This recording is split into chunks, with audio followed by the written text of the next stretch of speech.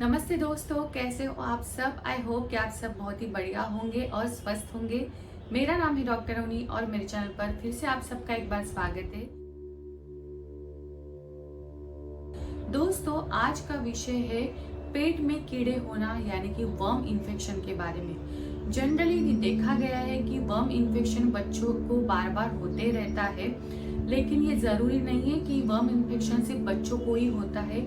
Adults भी इसके शिकार हमेशा होते रहते हैं। आपको इसलिए सावधानी बरतनी है और आपके जो सिम्टम्स है उसके ऊपर आपको ध्यान रखना है। तो दोस्तों, आज के वीडियो में मैं आपको डिटेल में इसके कॉजेस, सिम्टम्स और इफेक्टिव ट्रीटमेंट बताने वाली हूँ। होम्योपैथी में इसके ऊपर बहुत ही इफेक्टिव मेडिसिन है जो कि बच्चों को तो बहुत अच्छी पसंद भी आती है और ये पेट के कीड़े को तो खा ही लेती है, साथ ही साथ उसके वजह से जो सिम्टम्स आप फील कर रहे हो, महसूस कर रहे हो, तो उसको भी ये खत्म करती है। आगे बढ़ने से पहले आप सबसे रिक्वेस्ट है, अगर ये वीडियो आप पहली बार ही देख रहे हो तो चैनल को सब्सक्राइब करना ना भूलिएगा। दोस्तों, होम्योपैथी में वर्म्स के लिए डिफरेंट मेडिसिन है, तो आपको इजी समझाने के लिए मैंने इसको कैटेगराइज करके आपको मेडिसिन बताई है, इसलिए इस वीडियो को अंत तक जरूर देखना। दोस्तों, वर्म इन्फेक्शन होने के दो मेजर कॉजेस है। एक तो है पानी और दूसरा है अगर आपने बाय चांस कभी खराब पानी पी लिया जो कि बॉयल नहीं है और आपको बॉयल पानी पीने की ही आदत है, आपने अनफिल्टर्ड वाटर पी लिया तो हाई चांसेस है कि आपको वर्म इन्फेक्शन हो। दूसरा है फूड। अगर आपने सोशल गैदरिंग में बासी खाना खा लिया है या मीट का सेवन कुछ ज्यादा कर लिया है तो भी चांसेस है कि उसके थ्रू आपको वर्म इन्फेक्शन हो।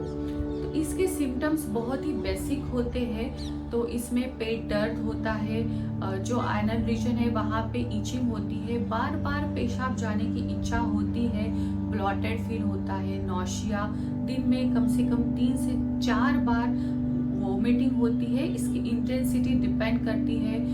बच्चों को डिसेंट्री भी होती है तो वो बार बार विदाउट एनी रीजन चिड़चिड़ा हो जाता है, एंग्री, टैंट्रम शो करता है। तो ये सारे सिम्टम्स है वर्म्स के, और अगर आपको ये वर्म्स के सिम्टम्स दिखाई दे रहे हैं तो इमीडिएटली आपको आपके फिजिशियन से डॉक्टर से कंसल्ट करना है और आपको मेडिसिन स्टार्ट करनी है। तो वर्म्स 3 टाइप्स की होती है। एक होती है स्मॉल वर्म, दूसरी होती है लॉन्ग राउंड वर्म और तीसरी होती है टेप वर्म। अभी अगर स्मॉल वर्म है तो उसके लिए 2 बेस्ट मेडिसिन है, एक है ट्यूक्रियम 3x और दूसरी है स्पाइजेलिया 30। अभी जो ट्यूक्रियम मेडिसिन होती है इंटेस्टाइन में पैदा होने वाले स्मॉल वर्म के लिए बेस्ट मेडिसिन है, और साथ ही साथ अगर आपको नाक बंद की शिकायत हमेशा रहती है, नजल पॉलिप्स है, तो उसके लिए भी ये ट्यूक्रियम मेडिसिन बहुत अच्छा काम करती है। तो इसके आपको 2 बूंद डायरेक्टली लेने हैं, टंग के ऊपर डालने हैं और दिन में 3 बार इसका डोज लेना है। और दूसरी मेडिसिन है दोस्तों स्पाइजेलिया। तो स्पाइजेलिया में जो मलद्वार है वहाँ पे अत्यधिक अमाउंट में प्रमाण में खुजली होती है और मल के साथ साथ बहुत बार वर्म्स भी दिखाई देती है, बहुत हार्ड स्टूल हो जाती है।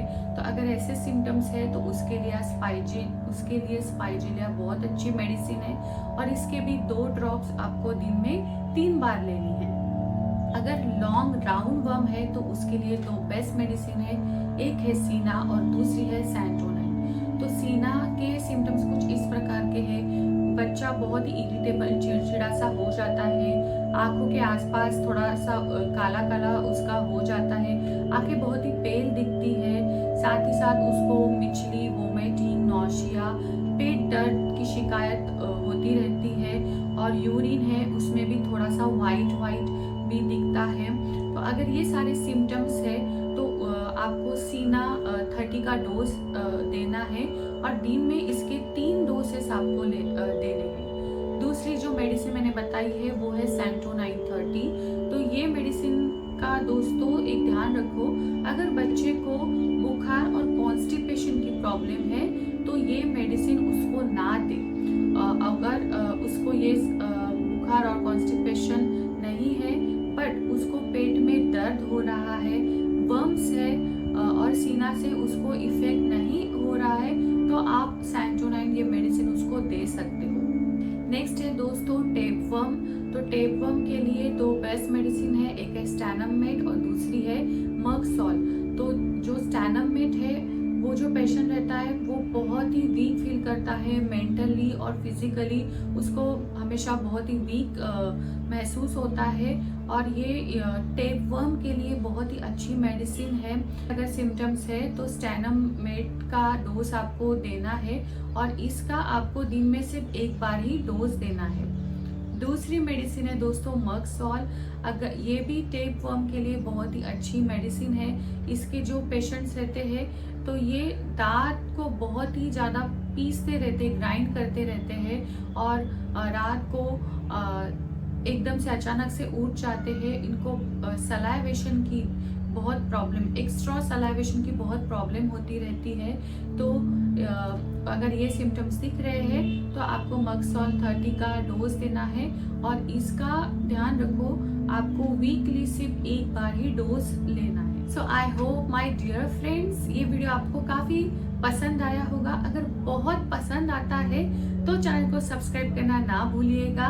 मैं मेरे चैनल पर हमेशा डाइट, फिटनेस और होम्योपैथिक मेडिसिन के वीडियोस शेयर करती रहती हूँ। आप भी ऐसे हेल्थ रिलेटेड नॉलेजेबल वीडियोस पाना चाहते हो तो stay tune with our channel.